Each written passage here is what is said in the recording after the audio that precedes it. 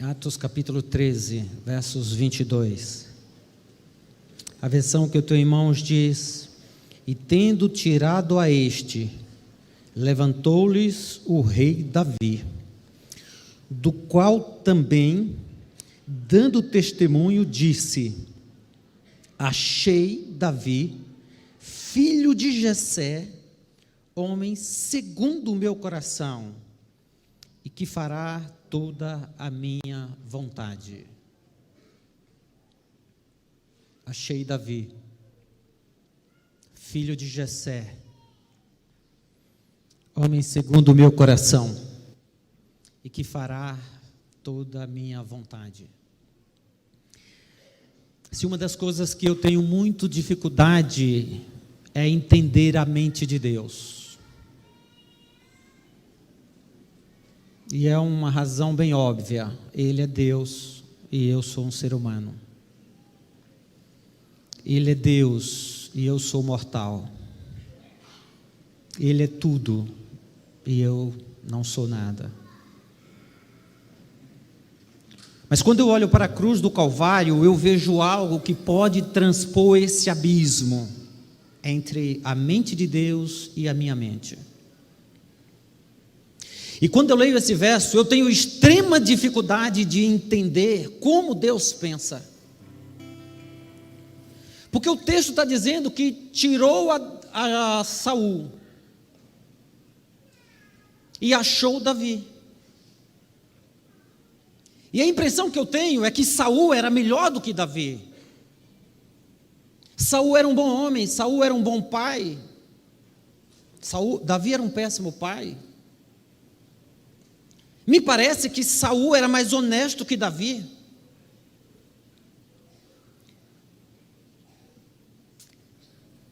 Quando Saul morre, seus filhos estão ao seu lado, lutando por ele. Quando Davi morre, seus filhos estão todos dispersos e quase que destruídos. Mas o texto bíblico diz que Deus achou a Davi, e que era segundo o seu coração. Como entender a mente de Deus? Como não posso admitir que Deus está errado, então eu tenho que admitir que a minha compreensão desse texto precisa ser revista. E o que é um homem segundo o coração de Deus? Porque se Davi e não Saul era um homem segundo o coração de Deus, eu tenho que entender o que é ser segundo o coração de Deus.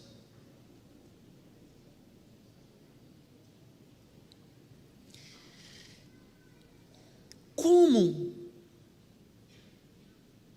Quase 1000 anos depois, alguém pode dizer que Deus era um homem, que Davi era um homem segundo o coração de Deus? Nós não sabemos das suas histórias. Eu tenho um amigo que disse que se Davi vivesse hoje, muito possivelmente ele fosse arrolado na Lava Jato. Porque ele se mete em corrupção, ele se mete em falcatrua, ele se mete em tantas coisas erradas. Na sua vida havia registros de adultério, de assassinato. Mas agora, quase 1000 anos depois dele ter passado, alguém diz... O livro de Atos, escrito provavelmente por Lucas, quase 1000 anos depois de Davi, diz que ele era um homem segundo o coração de Deus.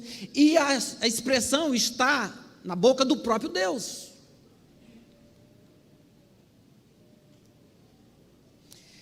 Para entender isso, é necessário estudar um pouco a vida de Davi. Davi era um jovem, muito pequeno, por volta dos 17 anos, quando ele foi ungido para ser rei, quando ele foi escolhido por Deus para ser rei. Nem a sua família acreditava nessa mínima possibilidade, o profeta Samuel também não. Deus disse: vá lá, não olhe para a sua aparência, é esse o homem que eu escolhi, ele é segundo o meu coração. E Samuel foi, e olhou e falou: eu vou ungir porque Deus mandou, mas de fato não dá para valorizar pela aparência. Não é que ele fosse um jovem fisicamente feio, não. Mas ele era um jovem que tinha uma mente muito brilhante. Ele era um jovem que tinha uma mente muito brilhante. Ele era um jovem que tinha uma mente muito brilhante. Ele era um jovem que tinha uma mente muito brilhante. Ele era um jovem que tinha uma mente muito brilhante. Ele era um jovem que tinha uma mente muito brilhante. Ele era um jovem que tinha uma mente muito brilhante. Não é que ele fosse um jovem fisicamente feio, não. é que não tinha aquela estrutura física que se espera para um rei. Não era belo como Saul.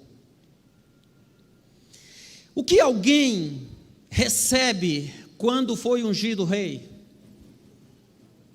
Honras, poderes, dinheiro, fama, opções de belas esposas, pelo menos naqueles dias. Mas quando vemos Davi ser ungido rei, percebe-se que ele não ganha absolutamente nada disso. Pelo contrário, quando vamos estudando a sua vida, percebemos que ao invés de Davi ganhar alguma coisa, ele só perde. E assustadoramente ele perde tudo que lhe vem à frente. A primeira coisa que Davi perdeu foi a esposa. No episódio do gigante Golias, quem venceu o gigante casará com a filha do rei. Ele vence o gigante, casa com a filha do rei. Quando o rei fica sabendo que Davi foi ungido pelo sacerdote como o próximo rei, a primeira coisa que Saul faz é tomar a filha de volta. Em vez de ganhar, ele perdeu. No contexto atual, um rei não ganhava muitas mulheres, até como troféus de guerra, ele perde a que tem. Se você for estudar mais a fundo, você vai ver que ele perde a sua pátria. Ele começa a viver como fugitivo, errante, escondido por cavernas. Ele perde a sua família, porque ele não pode conviver com ela, seus familiares, os seus pais, seus irmãos.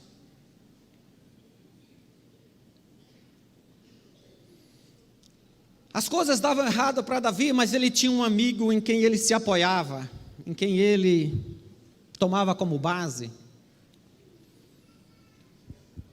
Mas é interessante notar que este amigo, Jonatas, ele também perde. Porque embora Jonatas respeitasse o plano de Deus, Jonatas seria o sucessor natural ao trono. Mas o plano de Deus não é que a dinastia de Saul continuasse, é que Davi, vindo de uma nova raiz, assumisse o trono. Jonatas entendeu isso e falou: se esse é o plano de Deus, deixa. E ele respeita e ama a Davi como irmão. Mas apesar deles se amarem com o sentido mais puro da palavra irmão, eles não podiam viver juntos. E quando Jonatas morre, Davi não pode nem sequer ir ao seu velório, porque ele era caçado. Já naqueles dias, a sociedade tinha como prática escolherem montes altos, e ali eles colocavam os seus deuses. Como nós temos no Rio de Janeiro, o Cristo Redentor, uma imagem, uma figura religiosa em cima de um morro. Eles faziam muito isso naqueles dias.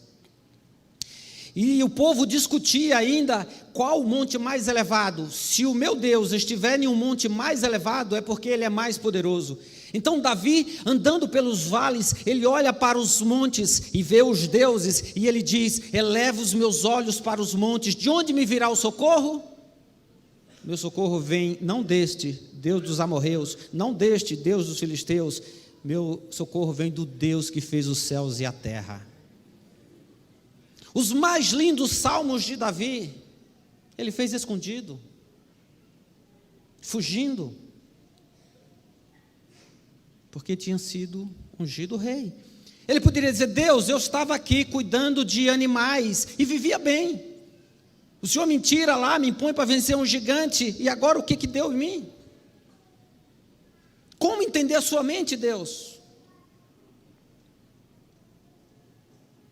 Todas as coisas davam erradas, todas as coisas davam erradas na vida de Davi. E ele foi ungido com 17 anos, mas subiu ao trono com 30. Foram 13 anos de dificuldades. E apesar das coisas darem errada em sua vida, havia algo que equilibrava, sabe o que era? O pastor. Ele tinha uma amizade, uma referência santa com o pastor local, Samuel. Mas é tão triste a história de Davi, que é nestes dias que o pastor morre. E a associação demorou a mandar um novo distrital. Quando Natan chega, já é no episódio bem à frente. Então ele fica sozinho. E cadê Deus? Há um episódio na vida de Davi que eu preciso explorar com vocês para terminar essa mensagem. Livro de 1 Samuel. Por gentileza, vai lá em 1 Samuel. 1 Samuel capítulo 30. 1 Samuel capítulo 30.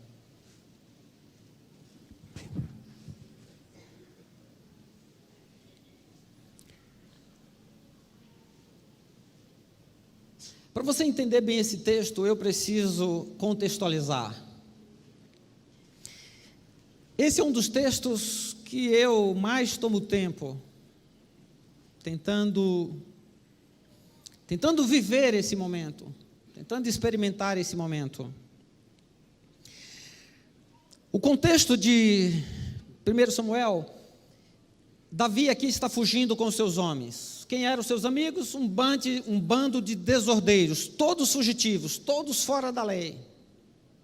Viviam de pilhar, de saquear, viviam de forma ilegal.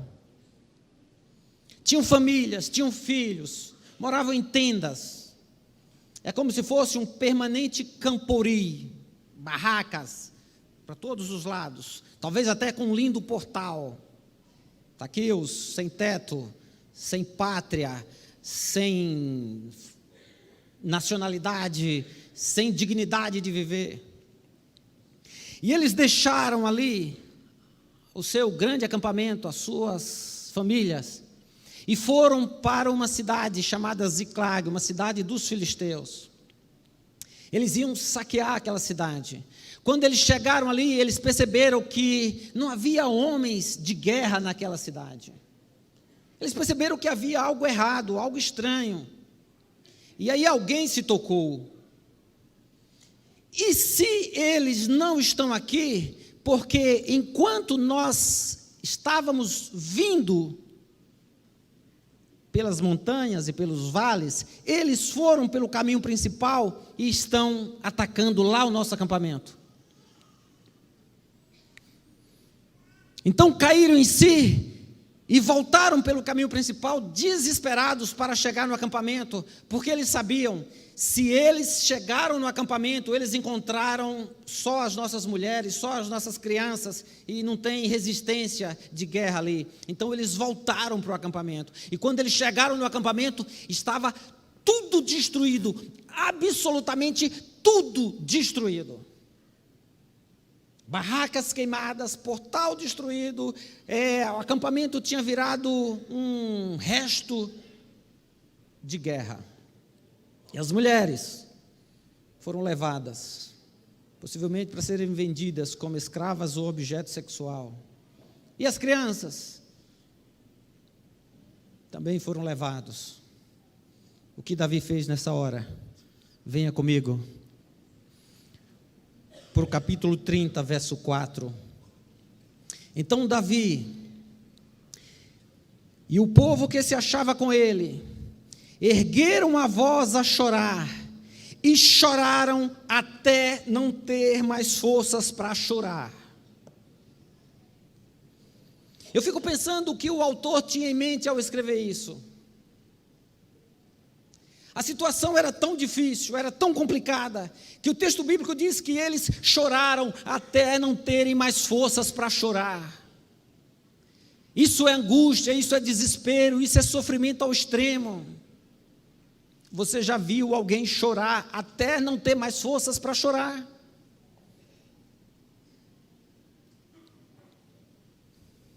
Você vê Davi aqui. Ele perdeu tudo que tinha. amigo, pastor, pátria, casa, dignidade. Ele perdeu tudo. E agora a Bíblia diz que ele senta, cai em si, e ele chora com dor, e ele chora até não ter mais forças para chorar. Mas apesar disso, ele não abria mão de estar nos pés de Deus.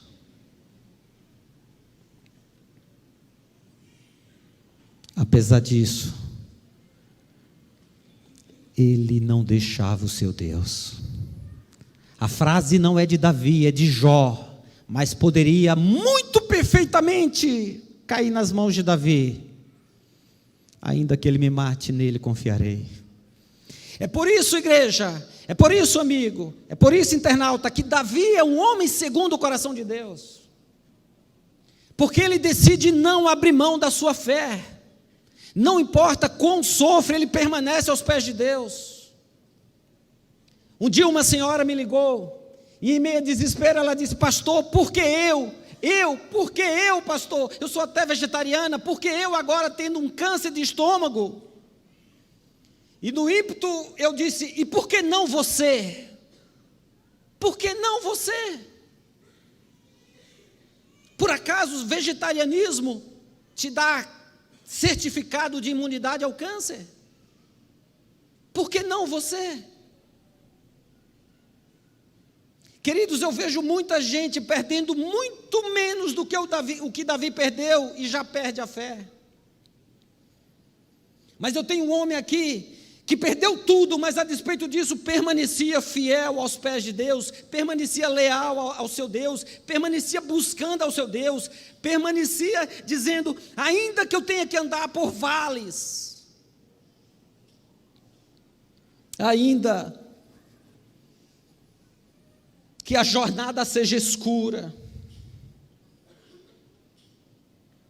ainda que eu não consiga entender a dor,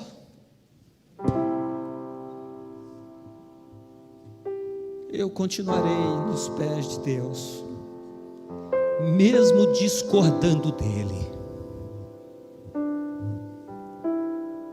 mesmo não tendo absoluta referência, que possa dizer, que possa entendê-lo.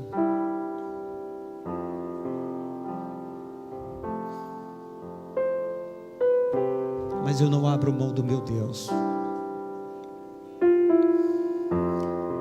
Santidade não está relacionado com pecados cometidos. Santidade está mais relacionado com tentativas de se levantar. Um homem segundo o coração de Deus não é alguém que não peca. O homem segundo o coração de Deus, é o que vemos no texto bíblico, é alguém com capacidade de se erguer e continuar caminhando. É alguém que, embora atingido nessa guerra espiritual que vivemos, tenha coragem de dizer: eu não abro mão da minha fé, eu não abro mão do meu compromisso. Em Davi podia se dizer, e perfeitamente ele podia orar dizendo: Senhor, eu não presto, mas continuo na tua presença. Eu não valo muita coisa, Deus, mas eu não abro mão de ser teu adorador. Eu não abro mão de tê-lo como meu Deus. Se o Senhor tem a coragem de aceitar uma porcaria como eu, essa porcaria tem coragem de permanecer na tua presença. No vale, na sombra, no sofrimento, eu tento entender a Deus. E mesmo não entendendo, é por Ele que eu quero viver. É dele que eu quero testemunhar. É Ele que eu quero adorar.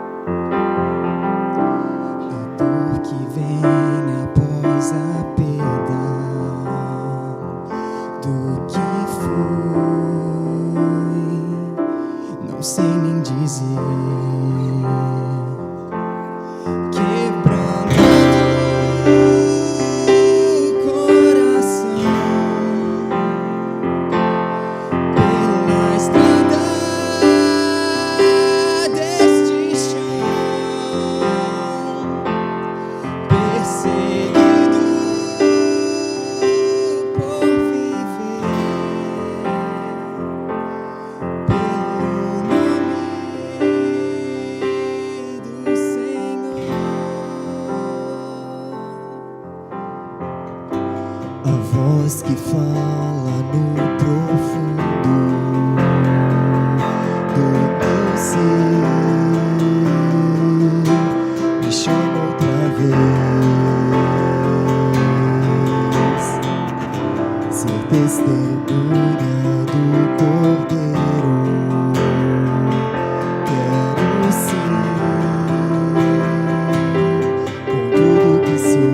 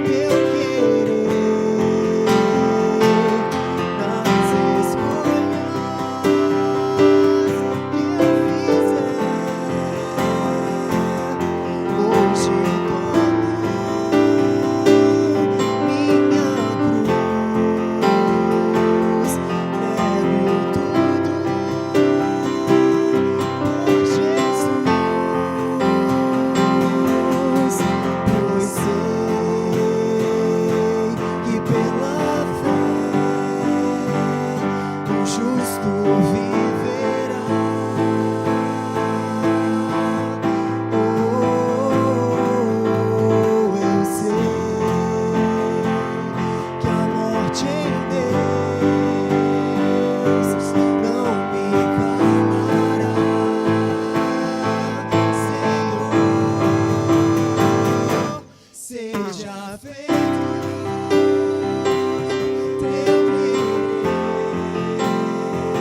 querer nas escolhas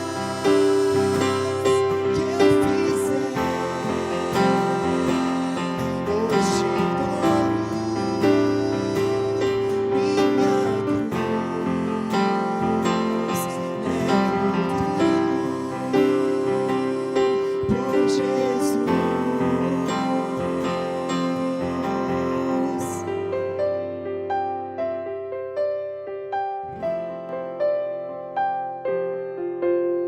Hoje Hoje eu escolho por Jesus. Hoje eu decido viver por Ele. Não importa. Não importa. Definitivamente eu não consigo entender a mente de Deus. Mas se Davi pôde ser um homem segundo o seu coração, eu também posso. E eu também quero. E eu vou viver por isso. Que Ele tenha misericórdia de mim. E me dê forças para essa caminhada. Se você quer fazer essa oração, eu te convido a fechar os seus olhos. A se colocar de pé ou ajoelhado, como você queira. Eu te convido a dizer: Deus, eu quero continuar contigo. Eu não quero abrir mão, apesar das coisas que eu tenho que viver, apesar das coisas que eu tenho que sofrer. Eu quero que o Senhor tenha misericórdia de mim, porque se o Senhor não tiver misericórdia de mim, eu não vou conseguir. Bondoso Deus, tenhas misericórdia dos teus filhos que te adoram aqui nesta manhã. Estando neste templo ou acompanhando essa mensagem onde quer que esteja, no Brasil ou no mundo, visita com teu Santo Espírito estes teus adoradores. Perdoa os nossos pecados, porque eles fazem separação entre nós e Ti, Senhor. Mas em nome de Cristo Jesus, nos fortaleça, Pai. Não deixe que a dor, não deixe que a incompreensão, não deixe que a dificuldade acadêmica, não deixe que as limitações financeiras, não deixe que a falta de saúde, não deixe com que isso nos tire da Tua presença. Por vezes nós também choramos, Deus. Por vezes nós também achamos que não há mais forças para chorar. Mas nós queremos continuar aos Teus pés. Faz esse milagre, Senhor. Faz esse milagre. O Senhor sabe onde nós moramos. O Senhor sabe quem mora conosco em nossas casas. O Senhor sabe das dificuldades que temos. Por vezes nós não temos mais forças para continuar andando. Nos abençoa, Deus. Em nome de Cristo Jesus, nos abençoa, Pai. Nós precisamos da Tua bênção. Nós só conseguiremos continuar se o Senhor nos abençoar. Te pedimos, no nome de Jesus.